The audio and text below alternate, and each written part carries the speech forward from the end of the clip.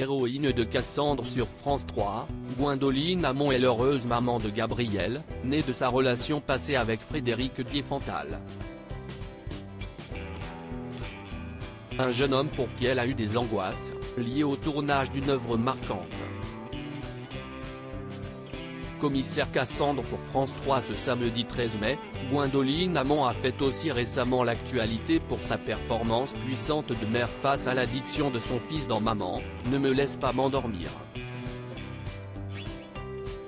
Une fiction réalisée par Sylvie Testu et inspirée de faits réels, ce qu'a vécu son amie, l'autrice Juliette Boudre et qu'elle avait retracé dans un livre. Dans Telle est poche, la comédienne était revenue sur ce rôle qui ne l'a pas laissé indemne, au point de révéler des craintes sur son fils. La célèbre star de Cassandre a donc prêté ses traits et son regard clair à cette femme qui voit son fils sombrer.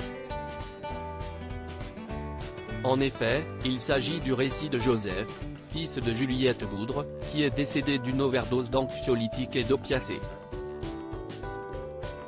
Un drame qui l'a touchée car elle était amie avec sa mère et connaissait bien son enfant, mais elle a aussi pensé à son propre fils Gabriel, né de son ancien couple avec Frédéric Diefenthal, avec qui elle entretient de bonnes relations. Ça a évidemment créé chez moi beaucoup d'angoisse par rapport à mon fils. Juliette est d'ailleurs venue plusieurs fois à la maison et a expliqué à Gabriel que c'était normal que j'ai peur pour lui.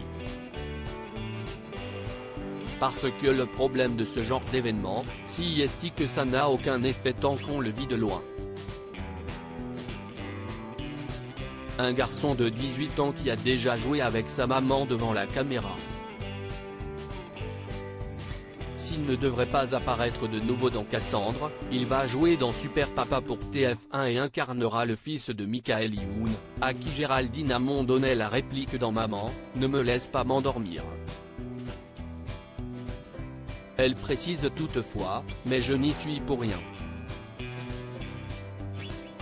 Il a passé des essais à la fin de la journée. Sophie Boudre, la réalisatrice, m'a appelé pour me dire qu'elle avait pleuré en le regardant. Ce qui m'embête, c'est que ce soit le fils de sa mère et de son père. Et qu'on n'arrête pas de le lui rappeler alors qu'on ne reproche pas à un enfant de médecin de devenir médecin.